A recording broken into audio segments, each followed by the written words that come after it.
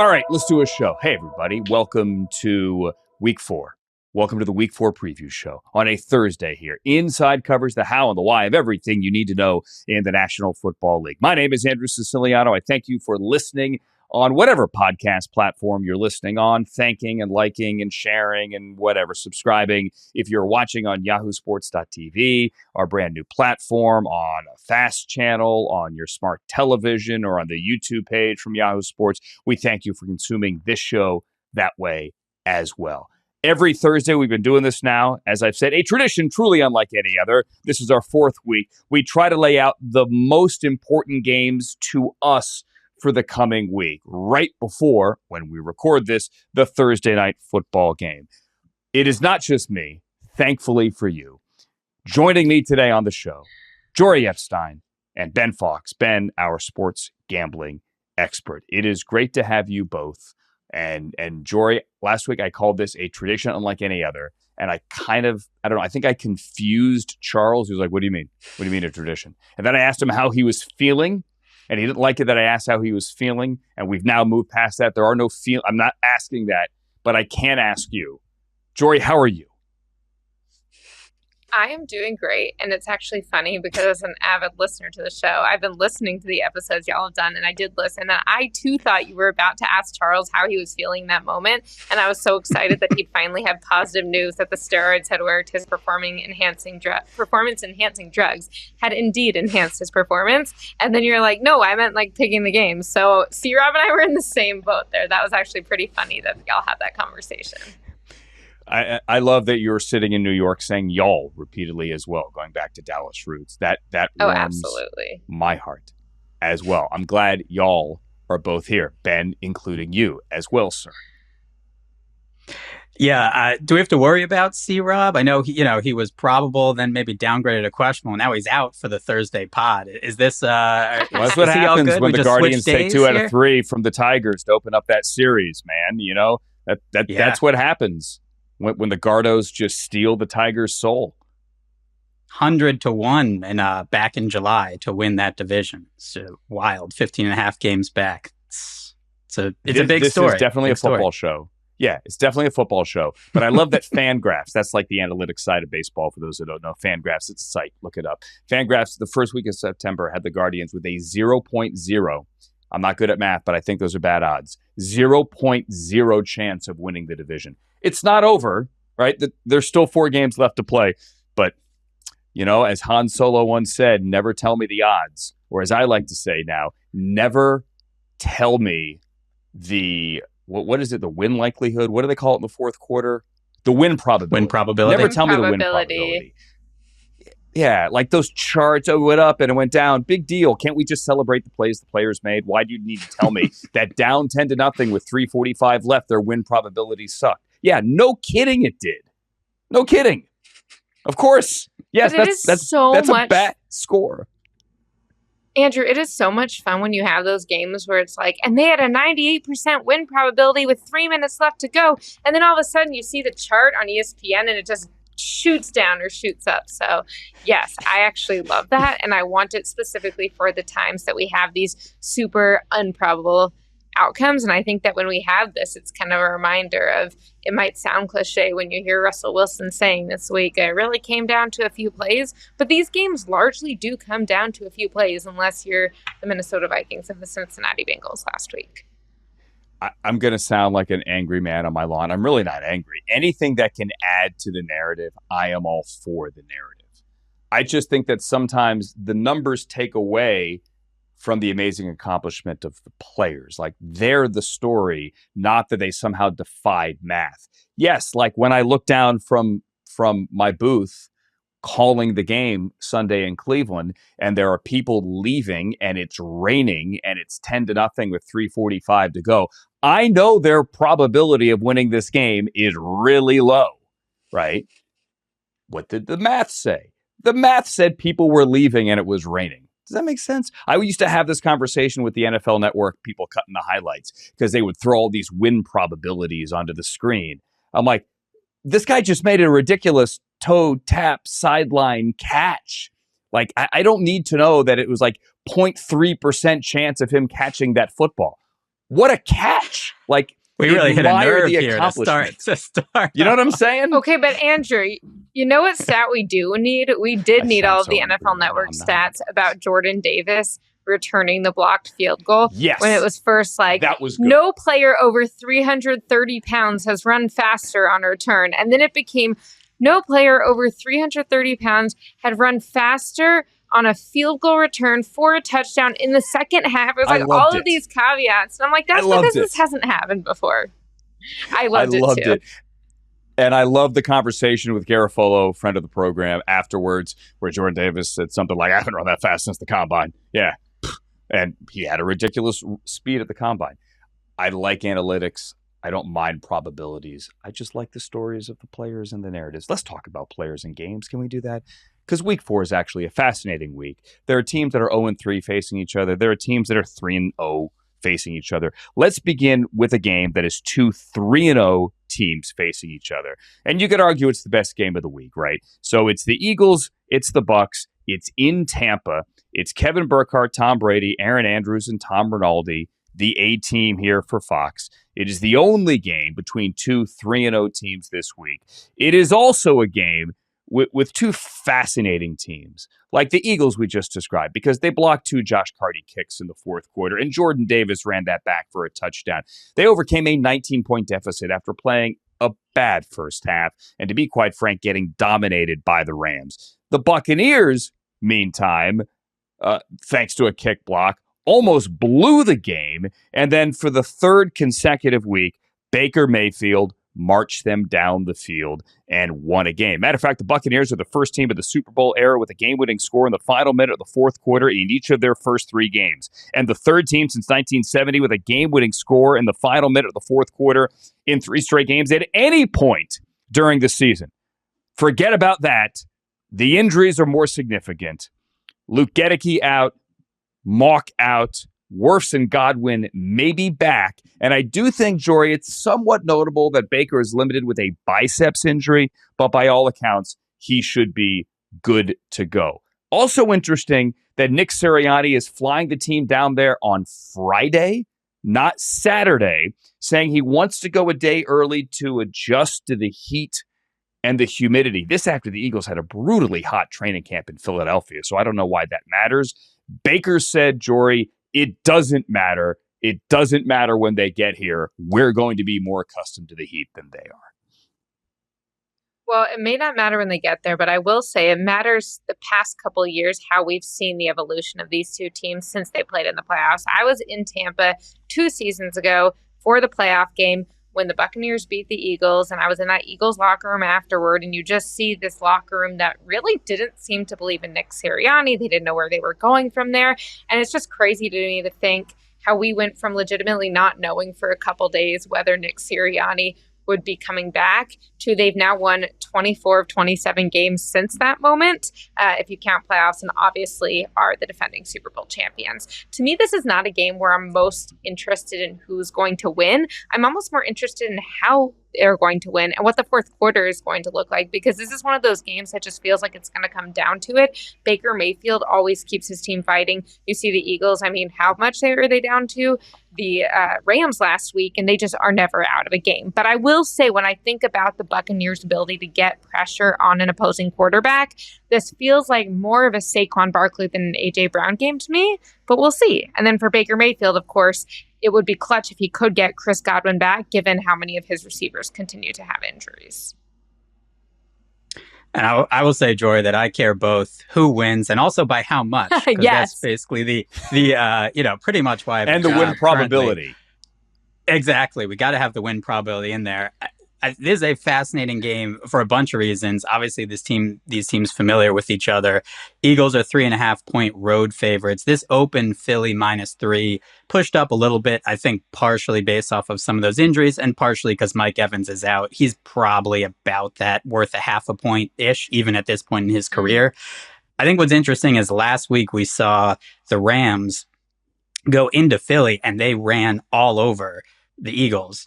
And conversely, Saquon Barkley had 18 carries for 46 yards. So he didn't really do anything. And that's against the Rams rushing defense. They're 18th in DVOA. The Bucks defense, is second. Obviously, Vita Vea, right in the middle. Big reason nobody can run on them. But are they going to be able to get anything going on the ground is certainly a big thing to look at in this game for the Eagles versus Tampa Bay. And then that Mike Evans injury, the Eagles, one of their biggest issues on defense has been who is playing cornerback opposite Quinyon Mitchell. Well, if you assume maybe he was going to match up with Mike Evans, maybe there's a little more opportunity for Micah Parsons, whoever's number 2, 3 receiver. Now all of a sudden you slot him over, potentially Micah Parsons going up against Quinyon Mitchell. That's potentially a problem for the Bucks. So this is a basically 50-50 betting split, more money on the Eagles at a couple of books.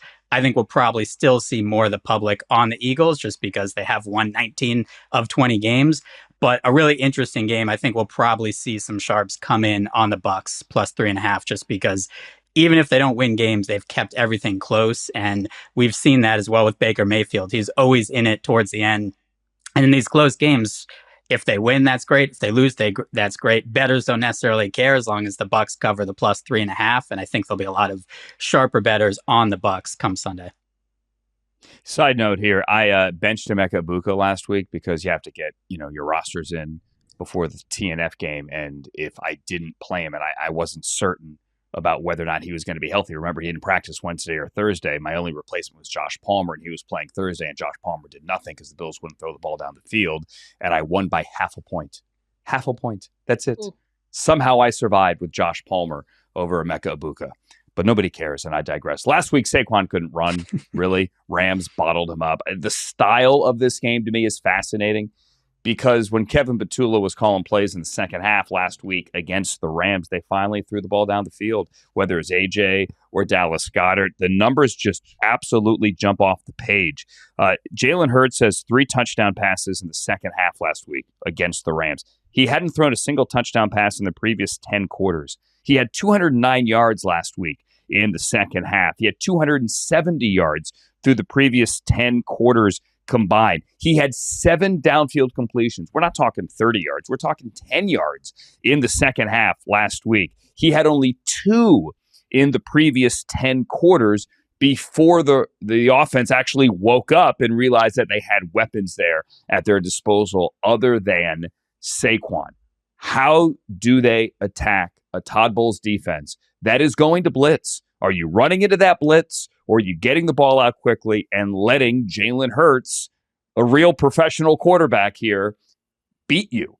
That, to me, is interesting.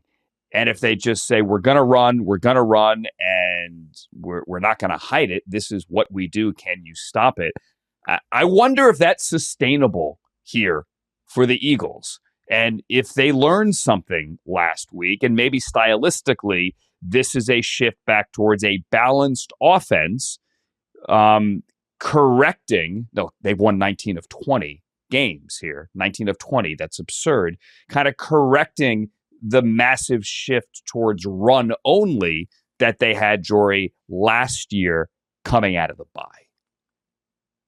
See, and I wonder because even if you look at what Saquon did last week, to me, the issue is that this is a Buccaneers team that can pressure the passer, that can blitz. Mm-hmm. And if you look at the next gen stats on the Buccaneers' ability to blitz and the Eagles' ability to respond to the blitz, the Buccaneers rank 7th in terms of success with the blitz, and their defense does. And the Eagles' offense ranks 21st, being able to withstand it. And so to me, yes, Jalen Hurts against the Rams did have success passing later in the game, but I just wonder if these blitzes in particular will make the Eagles more comfortable leaning on the run, especially if they can get Saquon going.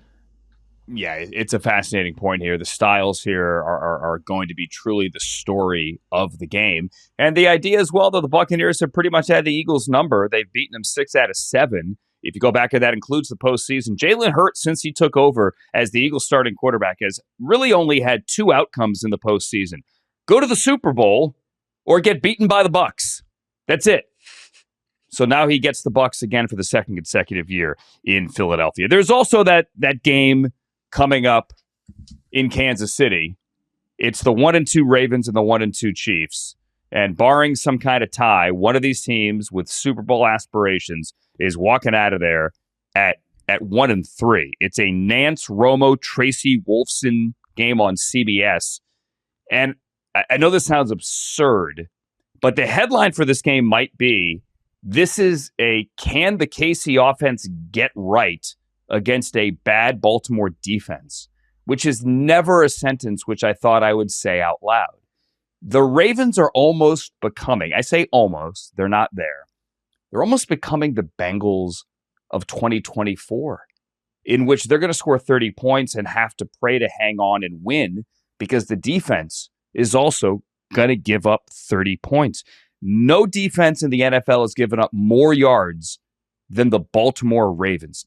But they are decidedly different defense with Justin Madubuike out of there. And Madubuike is going to miss his second consecutive game. John Harbaugh was kind of vague yesterday, said he really couldn't say much about it. He said he's not going to play, and I haven't been given the okay to comment on it at this point, which doesn't sound good. And maybe this is the game where the Chiefs can actually run the football. I think Baltimore's the better team. Let me say it that way. But I think Kansas City finds a way to win. And maybe, Jori, this is one of their better offensive performances in recent vintage, because even going back to late last year, they haven't had many. Right. As much as the Baltimore Ravens will scare most of the league more than the New York Giants, from a defensive standpoint right now, I would actually say the Ravens are not necessarily as tough as the Giants, who the Chiefs, of course, just played on Sunday Night Football. I think this is one of those games where the result is going to be crazy either way, because neither team has started the season 1-3 in a decade. The Ravens have only started 1-3 twice this entire millennium. It was 10 years ago and 20 years ago. So maybe it's just an every 10 years type of thing. And the Chiefs had multiple times, but not since 2015. I think this is the type of game where they're also fairly evenly matched up, because I trust the Chiefs defense more than its offense right now, and I trust the Ravens offense a heck of a lot more than the defense. Lamar Jackson has struggled at Arrowhead. That's something he's going to have to get over, even though he told reporters, quote, that's in the past. But I think that this is one of those games where you say maybe it's about time for the Chiefs, and maybe the Ravens, particularly with the loss of Madubuike, are going to need a little bit of time to get right. Yeah, another massive game, obviously, in the AFC. I think the odds show us a little bit, obviously, what odds makers think about these two teams. Like, the Ravens are still plus 550. They're the second Super Bowl favorite behind the Bills. The Chiefs are 14-1, so they're right. The Chargers are 15-1, right, despite the Chargers being 3-0. I think part of that is also just because the respect for Mahomes. And as I talk to odds makers, it's kind of a Mahomes tax. You can only lower the Chiefs Super Bowl odds so far before, if it's 30-1, right, you have to bet the Chiefs with Patrick Mahomes. As a starter, he's only at least made the AFC Championship game, right? So until he doesn't do that, you kind of have to assume that's going to happen. But these are still two very different teams. I did an article last week when they were 0-2. I wouldn't say that much changed over the course of watching that game against the Giants. A lot of their offense, outside of maybe the drive to start the second half, they were kicking field goals, and a lot of it was because of the ineptitude of the Giants and giving them, the ball back. It wasn't like they were dominating the game. I wouldn't say it was a particularly impressive victory. And for the Ravens, ultimately, they still played the Bills, possibly the only team in the league with more talent or higher power rating than they had in week one. And they played kind of a pissed off Lions team, right? Who I think didn't feel like they were getting the respect after they really did lay an egg in week one against Green Bay. So it's part of the reason you always have to take some of the records with a grain of salt. We always hear, right, the 0-2 teams, can you make the playoffs? It does depend who the first team, two teams you played in that season were. I think in this case, this game is so much more important for the Chiefs. They really need to win this game because they have a much tougher schedule. They still have the Bills, they have the Commanders, they have the Chargers, they have a couple other games that are difficult. I think they have the Lions still. So they have a tougher schedule, and they are, again, going to be a home underdog right now, plus 2.5. I think this game probably will stay around that line. The public is all over the Ravens, about 80% of the bets, 80% of the money at multiple sports books on the Ravens. And it's just because I think the perception of those two teams, and also with the Chiefs, they keep talking about, Rashee Rice in a couple weeks will come back. Xavier Worthy might be back this week. we're talking about Xavier Worthy like he's Randy Moss in 1998. I mean, he will help the offense, but it's not like this is a cure-all for the offense. So I think the Ravens are still a much stronger team. I'm actually a little surprised this line is only Ravens minus 2.5, but just to see how these two teams, based off perception, back in May, this was Chiefs minus 1.5. So it has shifted significantly just based off of the first couple of games and kind of what we've seen. The Ravens, even with that loss, are still either the number 1 or number 2 power rated team by most odds makers in the NFL. Which is so nutty here. If you were to do one of those bits on TV where you blurred the headshot or covered up the logo and just put the stats, right? And asked everyone on the table, hey, can you guess who this player is or who this team is? So if I gave you these stats, most yards allowed in the NFL, 415. Most points allowed, 96. Most rushing yards allowed per game, 149 in team history. And I put those stats up and say, name this team. And then you unveiled it, and it was a Baltimore Ravens logo. You'd be stunned. But that's actually what it is. And remember, one of those games was against the Browns. One of those games, they held the Browns to 17 points. Think about that. Held them to 17 points. And one of those touchdowns was a late, quote-unquote, garbage time touchdown with Dylan Gabriel on the field, marched them down the field, and it was the B team that was in there. And they still have allowed. Some of it is just the fourth quarter, week 1, where Josh Allen went nuclear. But it shows you the big picture here where Lamar has to outscore teams and Derrick Henry is fumbling. I'm still one of those who think that the Ravens are going to be there at the end of the year. It's just, it's stunning. I think Kansas City finds a way to win this Kansas City at home. Coming up, there's a game in Dublin this week. Aaron Rodgers likes Guinness. Least surprising headline, so do I for that matter, of the week. We will preview the game in Dublin, the Vikings and the Steelers. And we got Jori writing about Jaxson Dart. Does he break the trend and does a rookie quarterback beat Jim Harbaugh? That is coming up next on Inside Coverage.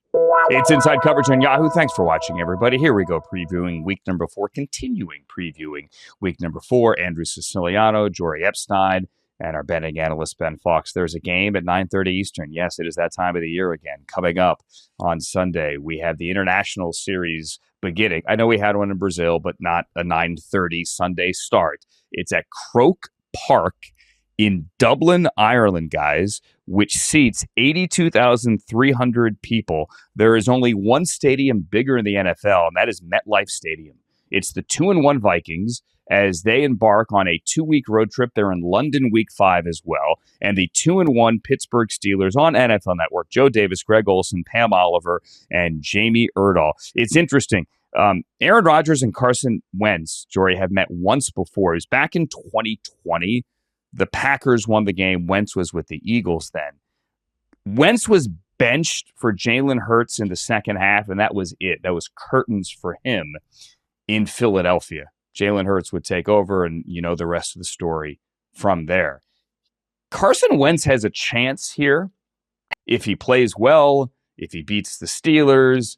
Hey, big audience in this game. He has the chance to give Kevin O'Connell a really difficult decision if he plays well. O'Connell's been asked a few times this week to commit to J.J. McCarthy. As soon as he's healthy, he's coming back. He's the guy. And he's kind of tap danced around it.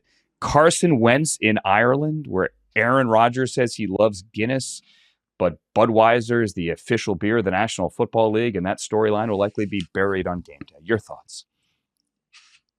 Yeah, I think it's interesting. We see Aaron Rodgers for the second time going to Europe, or second straight year, I should say, going to Europe. And last year with the Jets, he went and he played the same Vikings team, and he went 29 of 54 for 244 yards, 2 touchdowns, and 3 interceptions. They had a narrow 23-17 loss, but despite that being a narrow loss, 1-score game, and despite the Jets being 2-3, that was the game that got Robert Saleh fired. And Woody Johnson, as the ambassador to the UK, was not happy to be losing in front of all of his ambassador area, I suppose. So I would say one thing that Aaron Rodgers has going for him on this abroad trip is that his owner is not the former ambassador of the country that he is visiting to, and that should be good. What he does not have going for him is that he's still playing against a Brian Flores defense. And Aaron Rodgers even told reporters this week that he does believe Brian Flores should get another head coaching job in the NFL based on how successful the defense he's been running has been. And Aaron Rodgers said, yes, the players have been executing, but this is not just an execution element. This is not just talent.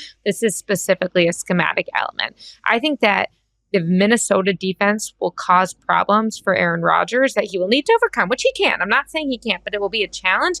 And what I don't know is if the Pittsburgh Steelers defense will cause those same problems for Carson Wentz. This is not the Pittsburgh Steelers defense we heard about for so many years. This is a defense that the last 5 games last year, going into the games this year, really has kind of struggled to be consistent. Its stars are not showing up quite in the same way. Now, Cam Hayward's kind of rounding into form. He had a great game last week, but I do think that I am more concerned about what Aaron Rodgers will see on defense than Carson Wentz, and that is not what you want to hear if you're the Pittsburgh Steelers.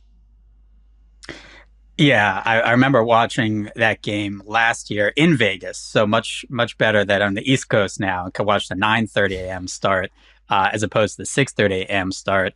But I think that last year was also a bad Sam Darnold game, and the defense played very well for the Vikings. And still, Aaron Rodgers struggled. Rodgers is 22nd in QBR.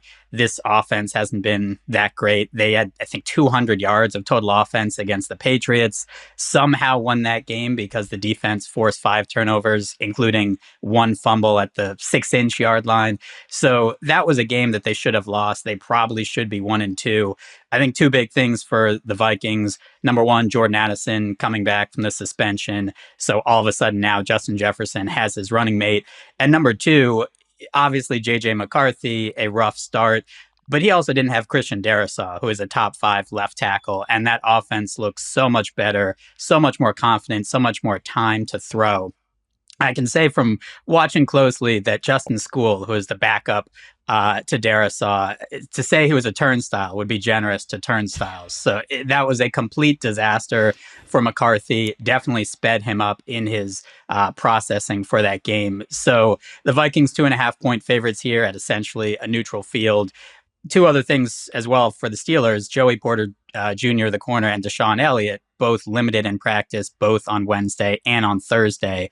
Again, you don't want to have secondary injuries when going against Justin Jefferson and Addison and Hawkinson and everyone else. So this is a little of a seemingly mismatch between not a great Pittsburgh offense and a very good Vikings defense. And then a Vikings offense that, as long as it's kind of like a Porsche, right? You have the keys, just don't crash it.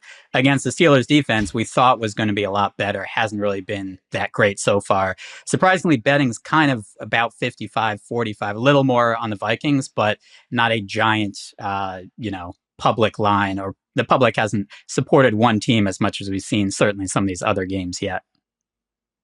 The only time, and Jori, you actually, Ben, you as well, both mentioned it, the only time that Rodgers has faced Brian Flores, he got picked off 3 times. So it's interesting as well how they're not stretching the field. It's actually not interesting. It's glaring, the numbers, when you look at Rodgers. No one has thrown the ball behind the line of scrimmage more than Aaron Rodgers this year. No quarterback. Of all the 32 quarterbacks, actually make it 37 quarterbacks starting so far. No one has thrown the ball behind the line of scrimmage more than Aaron Rodgers. 31.4% of his attempts are behind the line of scrimmage. He's completed 1 deep pass through 3 weeks the entire year. Now, logic dictates you're going to blitz me into submission here. If you're Brian Flores, I'm getting the ball out quickly. That kind of plays into my hands, regardless. How that actually plays out on game day, I think, is an entirely different issue. I think, regardless of the numbers, this one's fun. It's in Ireland. Now, I don't know that factors once the game begins. Matter of fact, I know that it doesn't. Both teams are arriving there late in the week. I'm here for the international flavor. I think it's cool to see a game someplace other than the normals, the typical locations, London, although I am excited to be there next week for the Vikings and the Browns. But this one's fun. I will be getting up bright and early for it. And I'm leaning Vikings here. I think Carson Wentz finds a way with obviously some help from that Brian Flores defense. And I think they carry a little winning streak into Tottenham next week. All right, let's move on to the Chargers and the Giants, because, Jori, I know you've been writing about Jaxson Dart, and Russell yesterday said that he's not done. It's not the end of his career. It is, however, the start of Jaxson Dart's career. And you know the numbers that rookie quarterbacks don't beat Jim Harbaugh. But what's surprising to me, and remember, Jaxson Dart was taken when the Giants moved back up in the bottom of the first round. A lot of people thought it would be Shador there. Tyler Shuck, who ended up going in the second round to the Saints, was also a possibility here. No quarterback drafted in the back half of the first round, so 17 and on, has started a game in the first month of the season in over 20 years. Teddy Bridgewater was the last to do it. So as much as all of us wanted to see Jaxson Dart, Jori, at least every Giants fan certainly wanted to see Jaxson Dart, and I think most of the television viewing public in America after watching Sunday night wanted to see Jaxson Dart. A guy starting this early, taken where he was taken, is a bit of an anomaly. It absolutely is. And I think about this because we had a similar conversation with Drake May last year in the New England Patriots, and when was the right time to start, and who was the right opponent to start him against, and was the offensive line ready, was the defense ready? I think the Giants are doing this a week early. I think if you waited one more week, you say, oh, you actually get to face the Saints, who haven't won a game, as opposed to the Chargers, who haven't lost a game and have an excellent defense and an excellent team.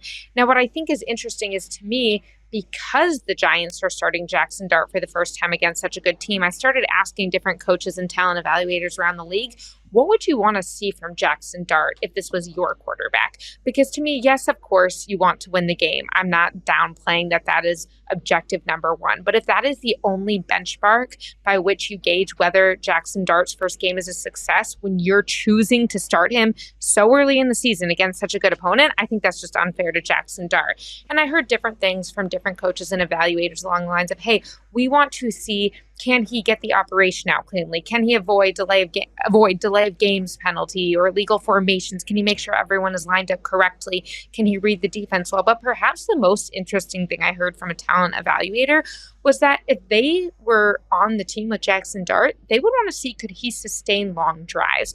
And I think about this because go back 2 weeks ago to Cam Ward's fantastic throw against the Rams when everyone was so excited about the touchdown, but clearly it was a risky throw, and it wasn't the type of throw that was going to keep you on the field, because if you only have explosives that are risky enough, they're probably going to get the ball turned over at some point. That's actually not the most likely way to repeatedly win games. You might win a game, you might win a series, but I'm curious, can Jaxson Dart say, yes, I'm athletic, and yes, I can throw the deep ball, as Malik Neighbors talked about this week, but actually the best thing I can do for my team is have some 5-yard completions, some 7 yards, some 3 air yards, but let them get a few yards after the catch. Can he do that where it's not quite dinking and dunking, but it's allowing the defense to get worn down on the other side of the field and allowing the offense to just keep moving and building momentum? That's what I want to see from Jaxson Dart this week.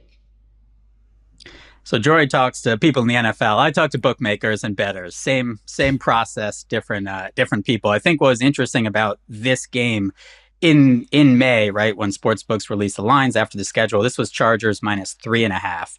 It got re-released Chargers -5.5 basically last Sunday. And which you'd kind of expect based off the Chargers, obviously 3-0, and the Giants 0-3, did get then pushed up to 6 off of some sharp money. But basically the only movement after Jaxson Dart was announced was from Chargers -6. Again, that's at the Giants, so their road favorite. Chargers -6 to -6.5. So it's really only about a half point. I think some of that is because, just from talking to bookmakers, it was always baked in a little bit that it probably could be Jaxson Dart starting as early as this week, just based off of kind of how badly Russell Wilson looked. And that was the feedback I got from a lot of odds makers, is just they kind of had to go to him, and how big a difference could there be? I think the interesting thing with Wilson, and Jori hit on that some, we saw that with JJ McCarthy in week 1, right? Some not getting the play in, delay of game, penalties, like that's a big thing for rookie quarterbacks. I said earlier on Yahoo Sports Daily, I thought that for Jaxson Dart, basically he had obviously has a higher ceiling, I would say, than Russell Wilson, but also has a lower floor, right? And against a really good Chargers defense, it could go bad quickly. The Giants' schedule, too, as alluded to, they have at the Saints next week. They then have Eagles, at Broncos, Eagles, 49ers, at Bears, Packers, at Lions. There are a lot of really good defenses and really good teams that you're playing. So he's been, thrown right in there, and he's going to sink or he's going to swim. I think you do give the fan base certainly something to rally around, but the Chargers are one of two teams that are 3-0 against the spread. The public, as you would expect, all over the Chargers, even at that 6.5 number. Total has come down a tiny bit with that rookie quarterback going against a very good defense. But I thought it was also interesting. I do an article before the season comparing basically the starter to the backup, how much they're worth against the spread. And Russell Wilson was 1.5 points. Obviously, I did it over Jameis Winston because he was technically the backup at that point. You would think it'd probably be 2 or 2.5 points, basically over Jaxson Dart. But rookie quarterbacks are also really difficult for bookmakers just because they haven't seen them in the NFL. So a lot of them just start with 0 and kind of go off the first couple games of what they see. And, we saw that a little bit with Tyler Shuck last week, right? You get it. At least in garbage time, you can see a little bit about him. We're going to learn very quickly about Jaxson Dart because he does also have a lot of weapons in that offense, unlike maybe Cam Ward in Tennessee. So if he can utilize some of them, he should have a little bit of success, but it's a tall task that they're asking of him. Yeah, it is, especially against a good DC like Jesse Minter, who's going to disguise coverages, and you're never going to necessarily know where the rush is coming from. You gotta play zone rather than a man defense most of the time. You're not going to get Malik Neighbors running one-on-one on a corner down the sideline on a 9. It's just likely not going to happen. But he looked good, and the offense looked creative, as creative as a preseason offense could be.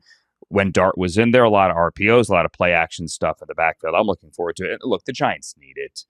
They have the worst home record in the NFL since the start of last year. They've won 1 game. It's them and the Titans with the worst home record in the NFL. They've scored fewer than 10 points 7 times since the start of last year. That is the worst in the NFL. Any spark will do, and I think he gets it. I don't know if it leads to a win, but it's got to be better than what we saw Sunday night. Let's poll the audience here. You two, what do you think of the Jaxson Dart, Anakin Skywalker, black face paint thing? Jori, I'm assuming you're not a Star Wars fan. Maybe I'm wrong. I don't know. What do you think of that? Not a big Star Wars fan, but I will say that the Giants celebrate Jaxson Dart swagger. That was talked about quite a bit in all of their interviews this week. And so I think whatever makes him feel his best to play his best, more power to him. Yeah, look, I love Star Wars. I like Bring it back, and I'm a big fan of Jaxson Dart. It's just Anakin Skywalker, not Hayden Christensen, not like the most revered portrayal in the Star Wars universe, so to speak. Ben, you like it?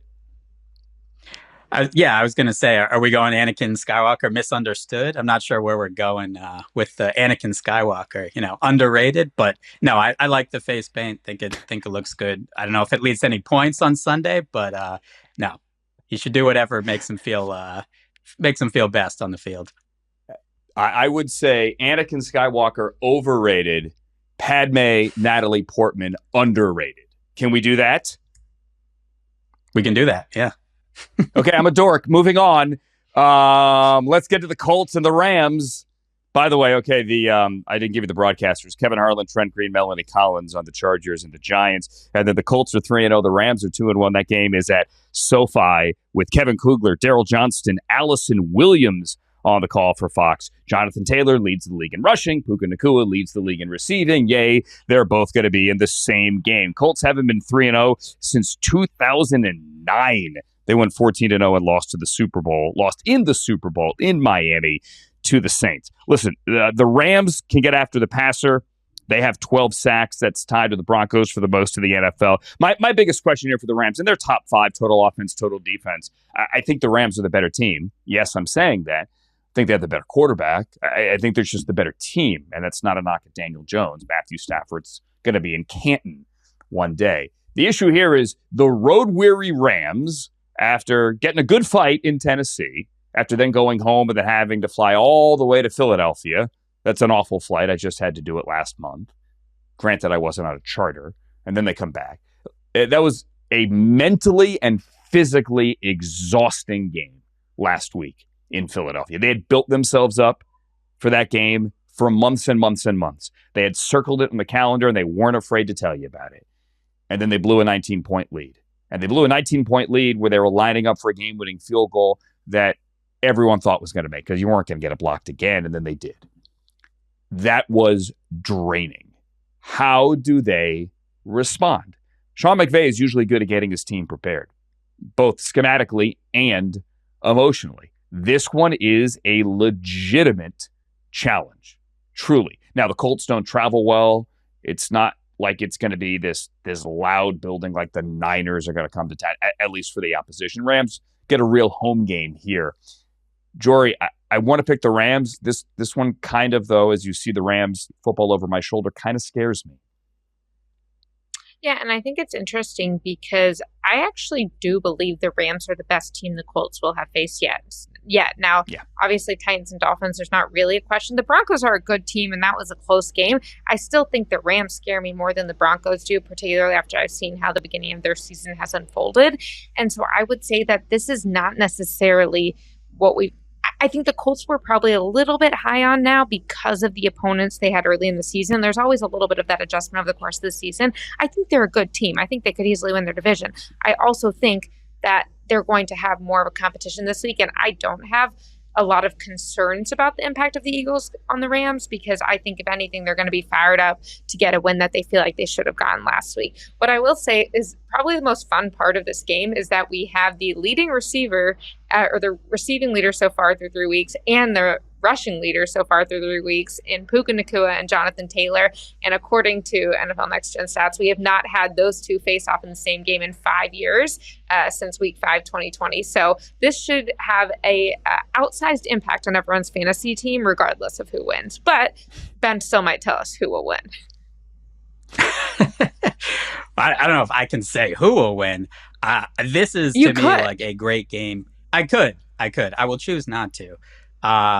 For preservation both of my own dignity and DMs, and as a reporter, not a handicapper. But I think that this is a perfect game to in-game bet if there ever was one, because to your point, Andrew, we don't really know exactly what Rams team we're going to get. The Rams certainly could easily be 3-0. They played really well in those games. They kicked way too many field goals in that first half to keep the Eagles in. But if you just pause the TV at whatever that would be, 2:30 Eastern, you would say the Rams are going to the Super Bowl, and they were destroying the number one team in the NFC, potentially the Eagles. They were dominating that game. All of a sudden they come home. Are they going to be pissed off and focused, or are they going to be a little drained? And the Colts, even though they're 3-0, it's Daniel Jones coming into town. I think that's the difficult thing to know. The Colts, we certainly wouldn't have seen them as the number one team offense by DVOA so far. The Rams have the number one rushing attack by DVOA. The Colts defense, 23rd rushing D by DVOA. So potentially a mismatch there. Colts, the other team, 3-0 against the spread so far. In the offseason, this was Rams -6.5. This reopened Sunday, Rams -5.5. And now is Rams -3.5. So some bets on the Colts, also some more respect for the Colts. The actual betting on the game, about 50-50 right now. Some more of the larger money on the Colts so far. But I think the Colts a little fraudulent. I think as many do. Certainly just seeing the fact that they're number one offense in DVOA. It's only week 3. I think that if the Rams are focused, they do have a veteran team with Stafford. I think they get this one done. This could be a little bit of a reawakening, and we say, okay, the Rams, they just kind of blew that second half. They are who we thought they were, versus the Colts still being 3-1. You still would say that's a great start. You wouldn't have seen through 4 games for them. Sure. No, you wouldn't. And I still think the Rams are a Super Bowl team. And I was calling a game in Cleveland, looking down at the scores, going, oh, yeah, woohoo, I picked that one right. And then all of a sudden, of course, I didn't pick that one right. Speaking of DMs, by the way, if anyone needs 2 to this one, I got 2 to move because I can't make it. Feel free. Hit me up. Am I allowed to do that? Either way, I just did. Coming up, we still have not yet hit Micah and his return to Dallas. We will do that next on Inside Coverage. coverage. Inside coverage. I know you want us to talk about the Cowboys. Of course you do. So we're going to do that now. It's the Cowboys, it's the Packers. If you haven't heard, it's Sunday Night Football. Tirico and Collinsworth and Melissa Stark down at the sideline, and Micah Parsons returning to AT&T Stadium without a tribute video. It's okay. Search YouTube. There are a bunch of Micah Parsons videos with him sacking the quarterback. He's going to sack Dak Prescott, I all but guarantee you, at least once on Sunday night. This is the story, Jori, of a team that last week said we might go undefeated in the Green Bay Packers and got stunned in Cleveland against a team that has a quarterback playing exceptionally well in Dak Prescott, but won't have CeeDee Lamb this week, won't have Tyler Booker, the rookie who's played well on that offensive line, and, oh, by the way, has to score enough points to make up for a defense that is giving up more explosives, more chunk plays, and just playing really poorly. This is your old backyard. I'm assuming you're mildly excited for this one. It should be a great game, and I'm glad that while I will be at the Giants-Chargers game earlier in the day, that's the 1 p.m. game Eastern. This game's not till Sunday night, so I'm sure my editors will be thrilled if I can file my story before then anyway. So, yes, it should be an interesting game, to say the least, and I think that this is interesting because the Cowboys defense and Micah Parsons are going to be judged against one another, whether or not that's fair. I would actually argue that it's a little bit oversimplified, because when I think of the Cowboys defense last year, yes, there have been some injuries, but in terms of who was actually on the roster, this is a team that had Micah Parsons and DeMarcus Lawrence and Jordan Lewis, and now all three of them are gone this year. And Jordan Lewis, by the way, in Jacksonville, I mean, you might not think of him as a household name. He had 2 interceptions in the first 3 games for the Jacksonville Jaguars. So when you look at where that secondary's gone wrong, well, you're missing Jordan Lewis. Jerron Bland's been out, although as of Thursday, he was a full practice participant, and I would say he's the best corner on the roster right now. And so I think he is better than Trayvon Diggs. So if he can get back, that should help a little bit slow the Packers. But I think that if I'm the Cowboys, when I saw the Cleveland Browns beat the Packers, I was disappointed because I know I'm getting a hungry Packers team coming in at this stage. I think whether Micah Parsons sacks Dak Prescott, you will see that this is a game where the Cowboys are losing 2 of their top offensive linemen in Cooper Beebe and Tyler Booker. And oh, by the way, well, if you need time to throw because you don't have CeeDee Lamb and you expect George Pickens to get double coverage a bunch, that's going to be difficult to get given the offensive line. Micah actually told the AP's Rob Maaddi that it would be, quote, painful to sack Dak after the friendship they'd share. But that obviously that's what he'll do should the moment present itself. So this is a game between 2 teams where I think the Green Bay Packers are the better team. You never know what happens on Sunday Night Football, but I just think that the Cowboys are a little bit short-staffed, in part because of injuries and in part because, they traded away one of their players to the team that's coming to visit them. Yeah, I think this is going to be a painful game for the Cowboys and Cowboys fans.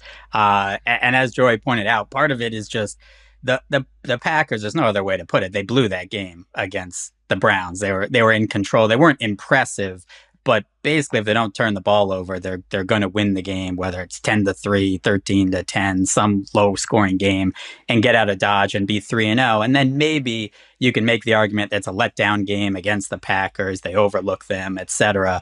But 1, they lost that game. So like Jori said, they're going to be upset. And 2, CeeDee Lamb is hurt. We just saw what that offense looked like against the Chicago Bears defense in the second half without CeeDee Lamb. Now they're going on to the Packers defense, the number 1 defense in the league by DVOA. We've seen this line open back. I keep referencing these lines, right, at different times. This opened in May, obviously before the Micah Parsons trade. Packers -1.5 at the Cowboys. This reopened -4.5. It got quickly pushed up to about -6. Some more sharp money came in. We're now at Packers -7. So again, in May, Packers -1.5. Now Packers -7. Obviously a combination of both teams, how they've looked, and then obviously the injuries as well. The Cowboys can run the ball. I was surprised. They're actually 4th in rushing DVOA. I think that's their only path to victory here is long, sustained drives, score touchdowns, couple of turnovers maybe, and they stay in the game and late enough that Brandon Aubrey, one of their best offensive players now, the kicker, kicks a long field goal and they win the game. But otherwise, the Packers have the advantage in just about every other category. This is going to be a money line parlay and teaser for everyone and their brother on Sunday. This will be a big game for the sports books. The public's going to be all over the Packers here. Well, Andrew, did you tell Ben that we had to make sure that we had a Brandon Aubrey mention every single day of the week on the show? Because I think that Thursday's show might have been the only one that we did not oversell Brandon Aubrey. So I'm just so glad we've corrected that now. You can't oversell Brandon Aubrey. You cannot Guy's amazing. The weapon that is. Absolutely. You're right. Brandon I can only imagine Aubrey. what the bettors think of him. I mean, I wouldn't be surprised that in place of CeeDee Lamb in the backfield, and I know they're taking a lot of heat there for the way they used him, they should put Brandon Aubrey in the backfield. They put Kevontae Turpin in the backfield, for Pete's sake. Put anybody in the backfield. Brandon Aubrey is your best weapon. The Packers should have won the game, yes. And I think Matt LaFleur, matter of fact, he has said it, if he had to do it all over, he wouldn't throw on third down. He would have just run, but the Browns had shut down Josh Jacobs for the most part, save for a couple of screens, and he had a couple of nice runs, but nothing amazing here. He should have run the ball on third down, and if he doesn't get it, punt it away and make the Browns go 80 yards. Go ahead, make them. They had just marched down the field behind 2 runs from Quinshon Judkins on consecutive plays. They picked up 52 yards total, but then they got down into the red zone and a couple of penalties, and they had to settle for a field goal. Make the Browns drive the length of the field. Matt LaFleur chose to throw it, and because the Browns were getting so much pressure on Jordan Love, he threw a pick. He was shaken, and he threw a pick, and Grant Delpit jumped it, and that changed the game. They should have won it, and I think you're right. The Packers, is the last thing the Cowboys needed, was the Packers losing that game the way they lost that game. And I think it would not surprise me if this is a replay of the playoff game from a couple of years ago where the Packers went in there and just demolished the Cowboys by 40 points. That's just for recreational purposes only. I agree. Just my opinion here. It would not surprise me if this team plays with its hair on fire. Now, they have offensive line issues. Zach Tom was out after only 1 snap. Left guard, Banks, an issue. They have legit issues, but the Cowboys can't rush the passer. So, it's a wash, at least in my eyes right now, with the Packers' offensive line struggles. I think they win this, and I think they win it going away. All right, looking down here at my clock, we have about 4.5 minutes remaining here for the final fun segment. And we're not dwelling in negativity here, and we're not saying anything is a must-win, because there's no such thing as a must-win unless you're in the postseason. But we're going to phrase it this way. Which 0-3 team, Jori, you go first, which 0-3 team in Week 4 needs a win the most? And those teams are the Dolphins, the Jets, the Texans, and the Titans, who play each other, or the Giants. What do you say?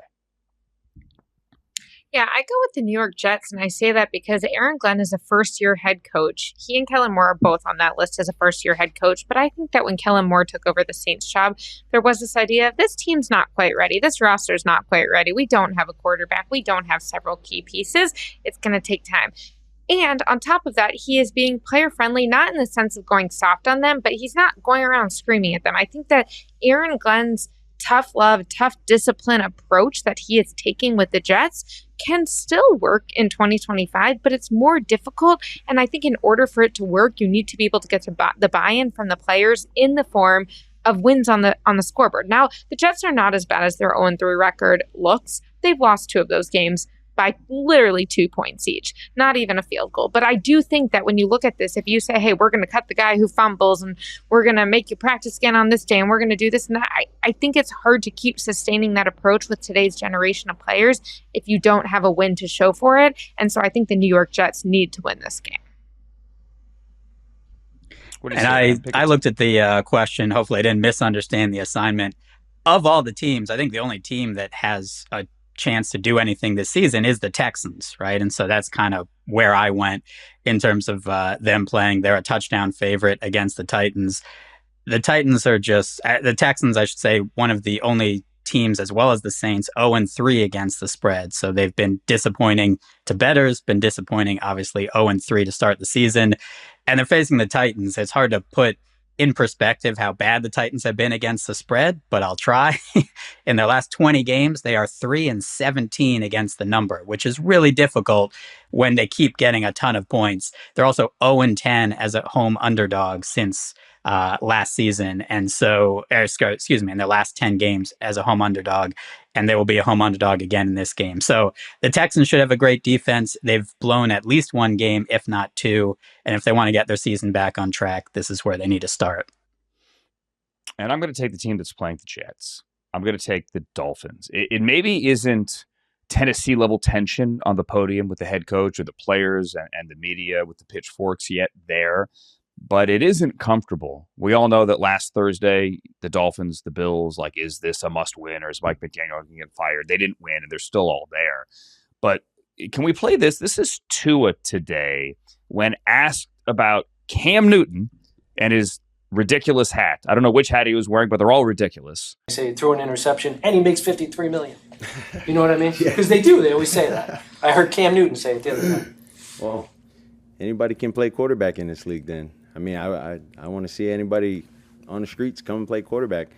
I mean, Cam's doing his thing for sure, but you know, I think it's easier to be able to hold a clicker and talk about it that way, or talk about what someone else is doing wrong when you're not going out and having to do the same as them, right?